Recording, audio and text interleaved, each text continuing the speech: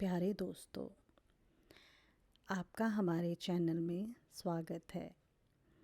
मैं शीरीं आज आपको एक कहानी सुनाने जा रही हूँ जिसका शीर्षक है बुलबुली और मसाला चाय। ये हमारी पहली वीडियो है।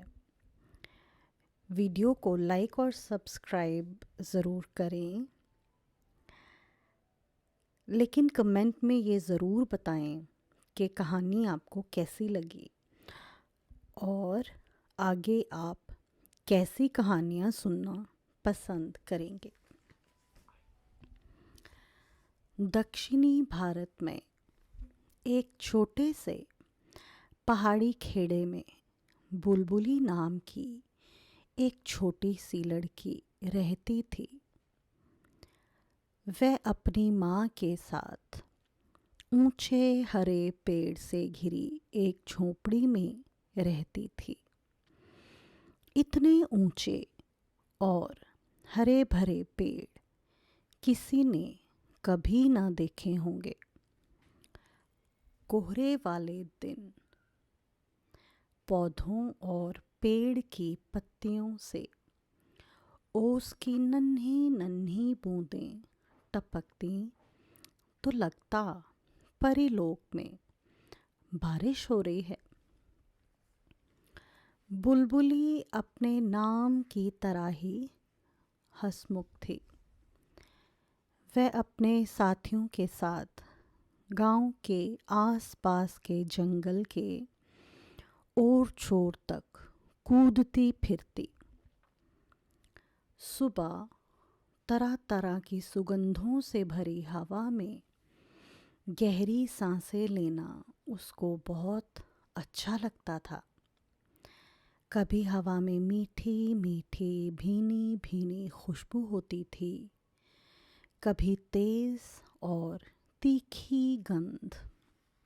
रोज सुबह तोताराम बुलबुली की झोपड़ी के सामने के ऊंचे पेड़ पर बैठकर उसे जंगल के हालचाल बताता। वह उसको देश विदेश के लोगों की बातें बताता। बुलबुली को तोताराम की कहानियाँ अच्छी लगती थी। तोताराम की बातें सुनकर उसका दिल खुश होता और उसका मन होता कि मैं भी दूर देश जाऊं, वहाँ के नदियाँ, पहाड़, जंगल देखूं। लेकिन फिर वह ठंडी सांस लेकर रह जाती। उसने तो बावली घाटी भी नहीं देखी थी। गांव के लोग अक्सर बावली घाटी की बातें करते।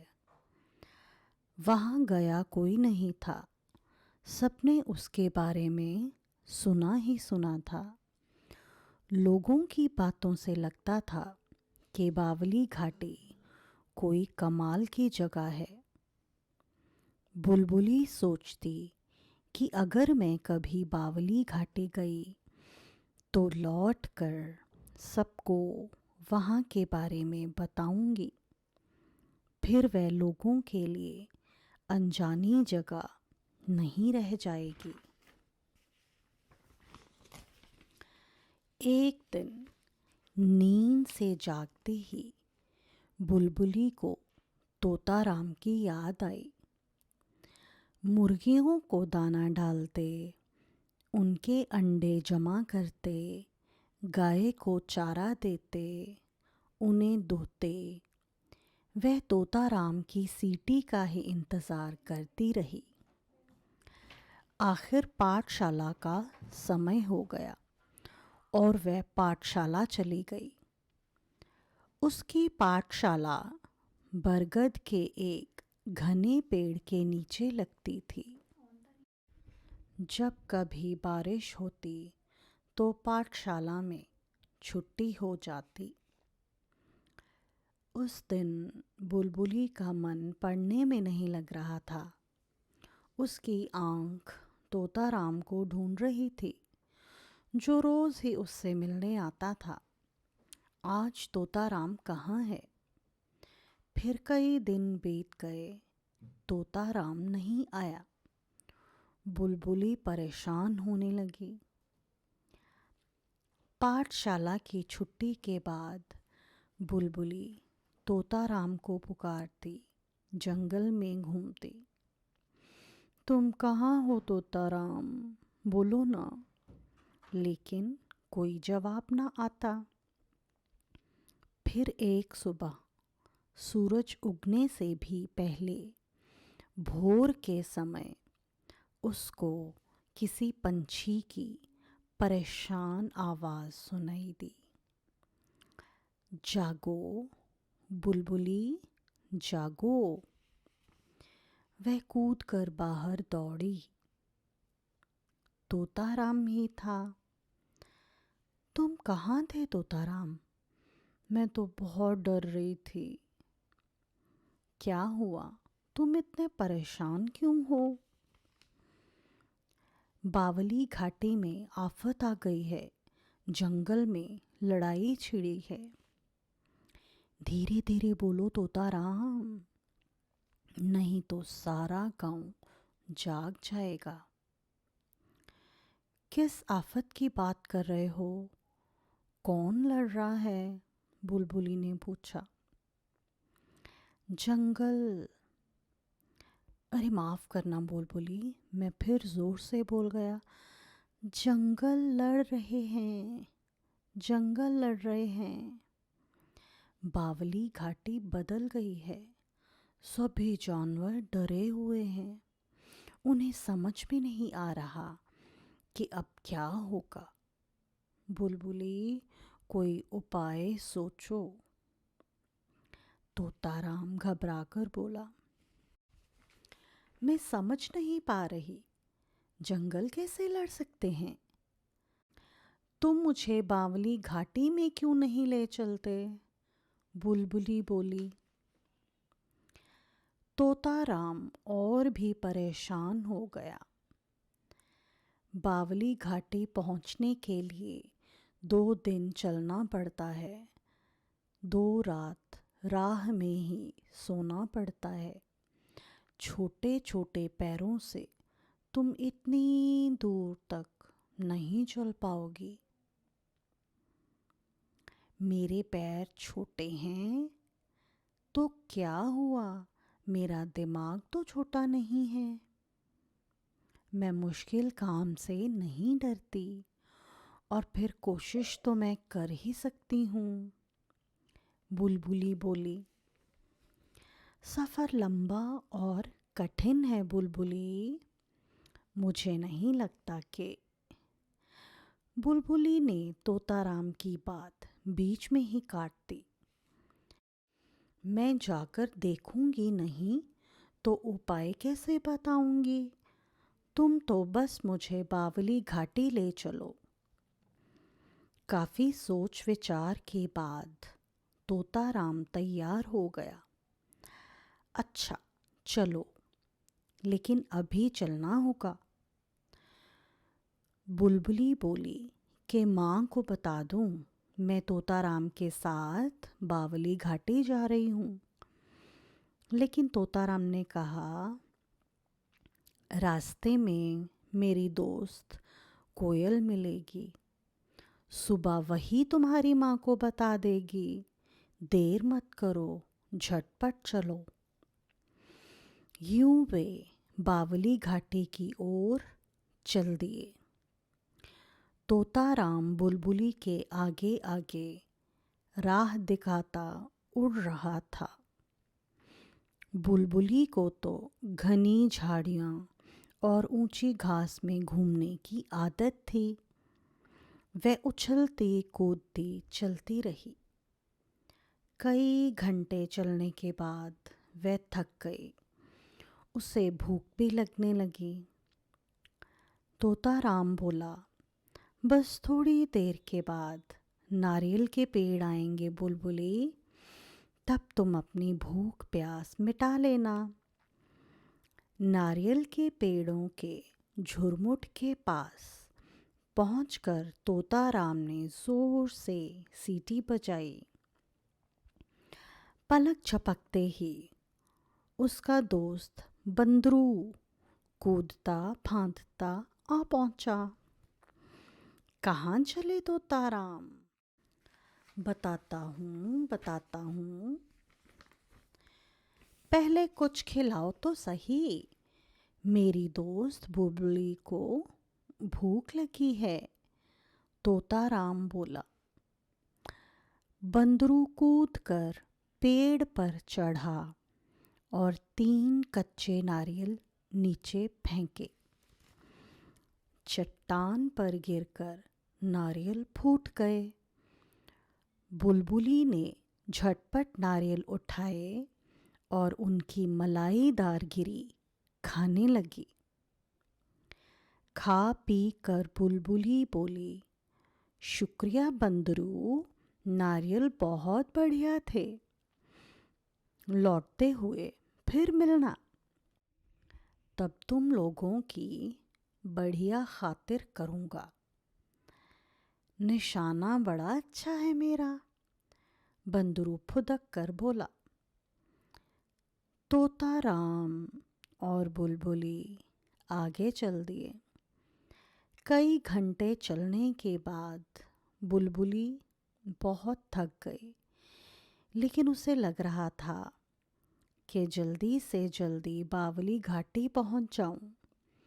बावली घाटी बहुत कम लोगों ने देखी थी और खुद उसके गांव के लोगों ने तो उसके बारे में सिर्फ सुना ही था। पैर थके थे, लेकिन बावली घाटी देखने का शौक बुलबुली को खींचे लिए जा रहा था। धीरे धीरे शाम ढलने लगी। बुलबुली खुश हो गई। बस कल दिन भर और चलना होगा, फिर हम बावली घाटी पहुंच जाएंगे। बुलबुली एक घने पेड़ के नीचे सो गई। तोताराम पेड़ की डाल पर बैठ गया। सुबह हजारों चिड़ियों की चहचहाहट से बुलबुली की आंख खुली। बुलबुली ने अंगड़ाई ली। यहाँ भी हवा में वही जानी पहचानी खुशबुएं थीं जो उसके गांव की हवा में थीं, लेकिन हवा में एक नई ताजगी थी। तोताराम, यहाँ हवा में कितनी ताजगी है ना? बुलबुली खुशी से चहकी। अरे, आगे की हवा में और भी ताजगी है, फटाफट कदम बढ़ाओ, तोताराम बोला। आज बुलबुली ज्यादा बातें नहीं कर रही थी। तोताराम समझ गया कि उसके पैर थक गए हैं और उसे भूख भी लग रही होगी। वह बुलबुली के कंधे पर बैठकर बोला, बस नदी पास ही है बुलबुली, वहीं थोड़ा आराम करेंगे। कुछ दूर चलने पर बुलबुली को पानी की कल कल सुनाई देने लगी और आगे बढ़े तो धूप में कांच की तरह चमकती नदी दिखी। बुलबुली थकान भूलकर दौड़ पड़ी। उसने ओक में भर भर कर जी भर पानी पिया, फिर छप छप करते खूब मुंह हाथ धोए। बुलबुली आंखें मूंदे घास पर लेटी थी कि तोताराम ने उसकी हथेली पर सुंदर लाल फलों का गुच्छा रख दिया। हाय, कितने सुंदर फल हैं, तोताराम तुम भी खाओ ना। बुलबुली ने एक फल मुंह में डाला। ऐसा रसीला फल उसने कभी नहीं खाया था। हैरानी से उसकी आंखें फैल गईं। तोताराम मुस्कुराया। है ना स्वादिष्ट? मेरी चिंता मत करो, मैं भरपेट खाकर आया हूँ। थोड़ी देर आराम करके बुलबुली और तोताराम आगे चल दिए। बुलबुली चलती जा रही थी और तोताराम बतियाता हुआ ठीक उसके सर के ऊपर उड़ रहा था। कई घंटे चलने के बाद बुलबुली बैठ गई और बोली, तोताराम, अब मैं आराम करना चाहती हूँ। मैं वाकई थक गई हूँ। तोताराम ने एक जोरदार सीटी बजाई। मिनटों में एक हाथी वहां आ पहुंचा। तोताराम ने हाथी की जान पहचान बुलबुली से करवाई और उसे बावली घाटी की अपनी यात्रा के बारे में बताया। मुझे लगता है कि जंगल की उलझन कोई इंसान ही सुलझा सकता है। जंगल हमारे लिए स्वर्ग जैसा था। अब जानवर वहाँ से भाग रहे हैं, हाथी ने चिंतित होकर कहा। तोताराम ने हाथी से पूछा, तुम बुलबुली को अपनी पीठ पर बैठाओगे? ये बहुत थक चुकी है। ज़रा तुम मेरी पीठ पर चढ़कर बैठ जाओ, लेकिन मैं तुम्हें पगडंडी तक ही पहुंचा पाऊंगा। मैं अपने झुंड से ज़्यादा देर तक अलग नहीं रह सकता, हाथी बोला। बुलबुली ने राहत की सांस ली। हाथी की पीठ पर बैठकर उसके नन्हे पैरों को आराम तो मिला ही, वह जंगल का शानदार नज़ारा भी देख पा रही थी। तोताराम की ही तरह हाथी ने भी उसे कई कहानियां सुनाई। दिन अच्छा गुजरा। शाम ढलने पर तीनों एक गुफा तक पहुंचे। तोताराम और हाथी ने सूखी पत्तियां और घास फूस इकट्ठा कर बुलबुली के लिए बिस्तर तैयार किया। लेटते ही बुलबुली गहरी नींद में सो गई। तीसरे दिन सुबह तोताराम को बुलबुली को जगाना नहीं पड़ा। भोर होते ही वह जाग गई। उसने खुशी खुशी तोताराम के दिए जामुन खाए। बुलबुली, तोताराम और हाथी अपने सफ़र पर आगे बढ़े। बुलबुली समझ नहीं पा रही थी कि आगे क्या होगा। बावली घाटी कैसी होगी?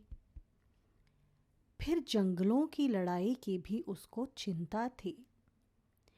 जैसे जैसे वह आगे बढ़ रही थी, उसका दिल जोर से धड़कने लगा था।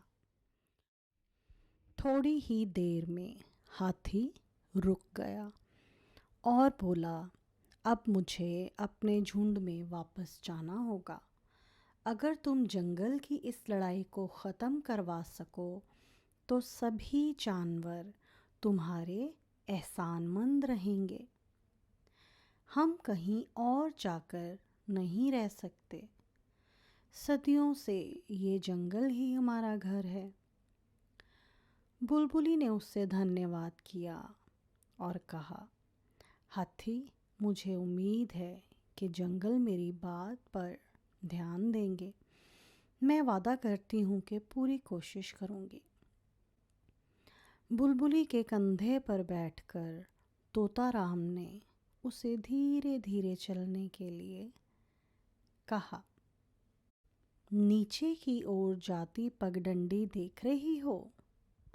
यही बावली घाटी का रास्ता है, तोताराम ने कहा। उसी समय जंगल से एक अजीब गुनगुनाहट आने लगी, जो धीरे धीरे तेज होती गई। बुलबुली ने अपने कानों को ढक लिया। ये शोर कहाँ से आ रहा है? ये तीनों जंगल के लड़ने का शोर है। तोता राम चिल्लाया, जैसे जैसे हम बावली घाटी के पास पहुंचते जाएंगे ये बढ़ता ही जाएगा। लेकिन बुलबुली को विश्वास नहीं हो रहा था। उसने ऐसा शोर अपनी जिंदगी में नहीं सुना था। वह पगडंडी से नीचे उतरकर चारों तरफ देखने लगी। सब ठीक ठाक ही था। फिर भी शोर से उसके कान के पर्दे फटे जा रहे थे। तोता राम अपनी चोंच उसके कान के पास लाकर कुछ कहने लगा, लेकिन जंगल के कोलाहल की वजह से कुछ भी सुनाई नहीं दे रहा था। बुलबुली समझ गई कि वह ये कह रहा है कि हम लोग बावली घाटी पहुंचने वाले हैं। 3 कदम चलने के बाद बुलबुली एक खुली जगह पर खड़ी थी। लगता था जैसे जंगल के सारे पेड़ गायब हो गए।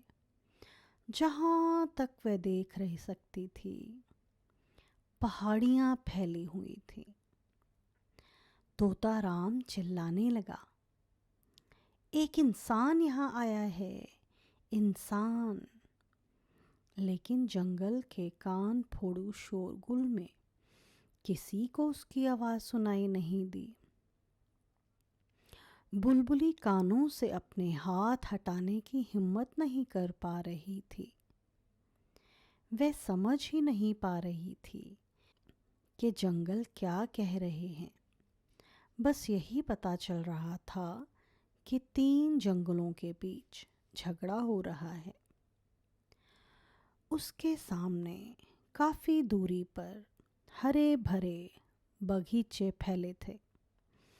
उसके दाएं तरफ फूलों की सैकड़ों झाड़ियाँ फैली थीं और उसकी बाईं तरफ ऊंचे पौधे थे।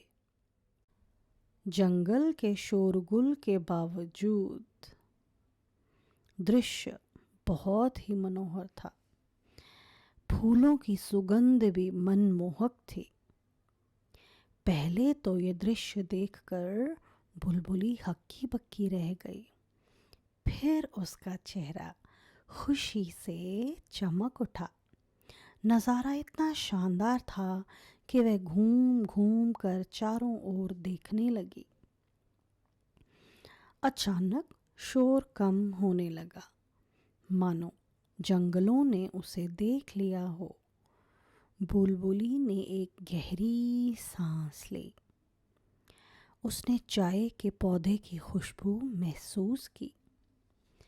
अगले ही पल दाईं तरफ से सुगंध आने लगी।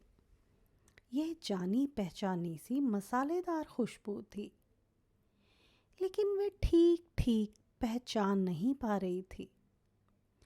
उसने फिर गहरी सांस ली और बोली, अरे इलायची।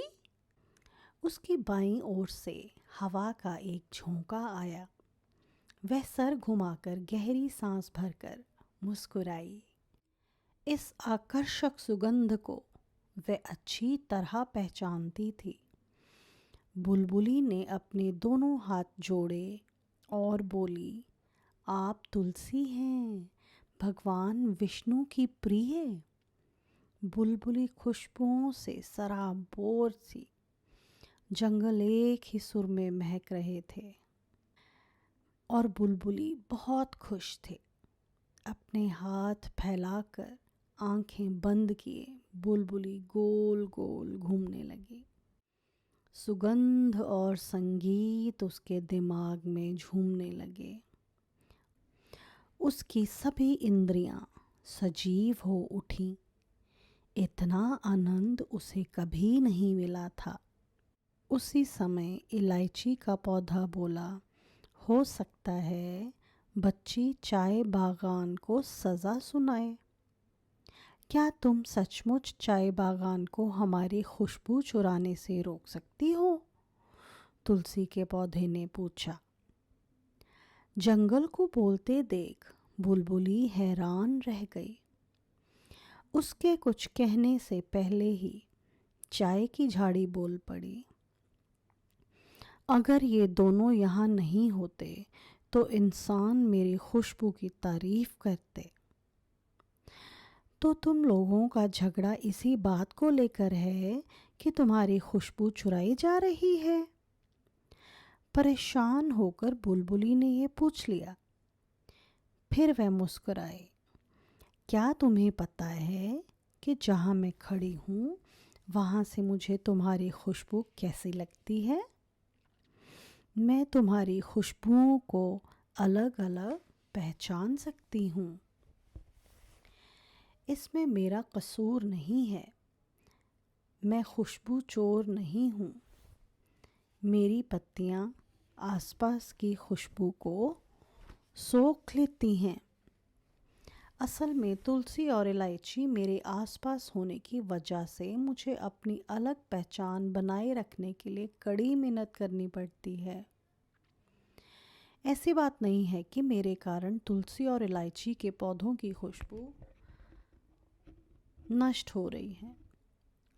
देखो, तुम बता रही हो कि तुम हमारी खुशबू अलग अलग पहचान सकती हो, चाय की झाड़ी ने कहा।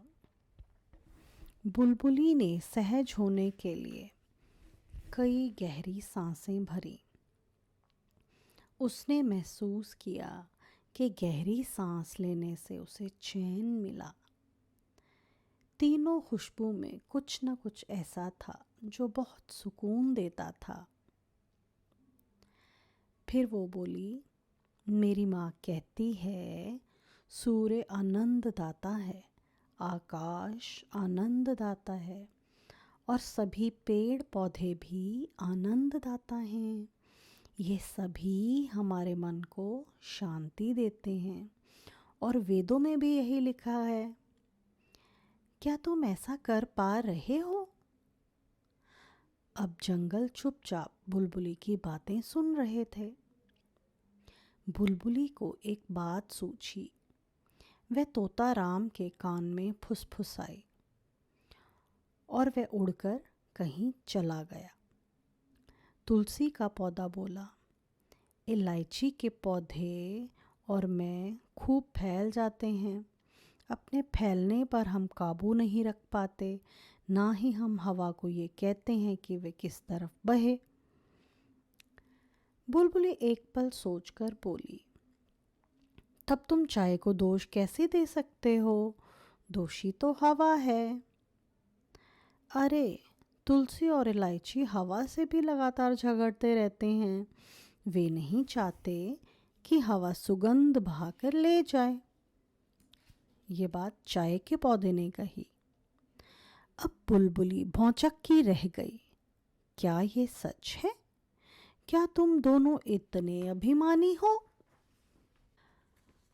दोनों जंगलों ने कोई जवाब नहीं दिया। बुलबुली ने गहरी सांस ली। उसी समय तोताराम वापस आ गया।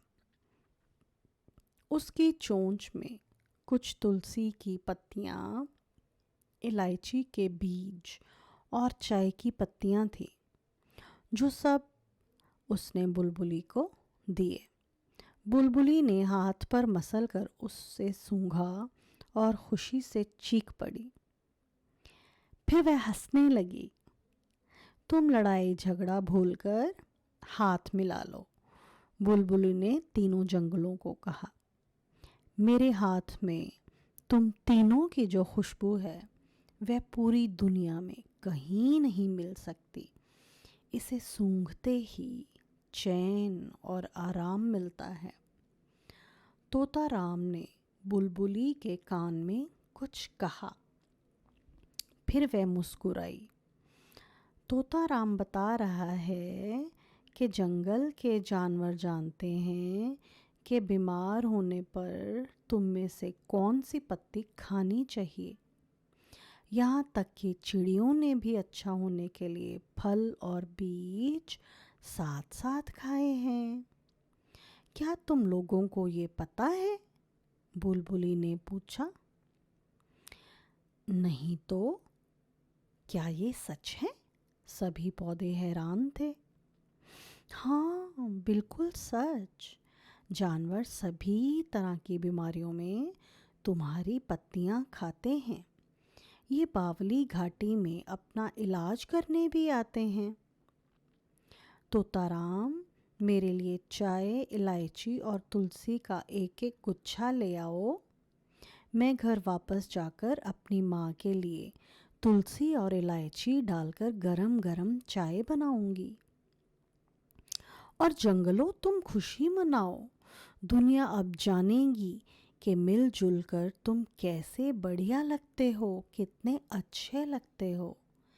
इसका मतलब है कि तुम्हें मिलजुल कर रहना होगा। क्या तुम ऐसा करोगे? बुलबुली ने पूछा। बुलबुली और तोताराम ही करने लगे। सभी हा हा हा हा करते हंसने लगे।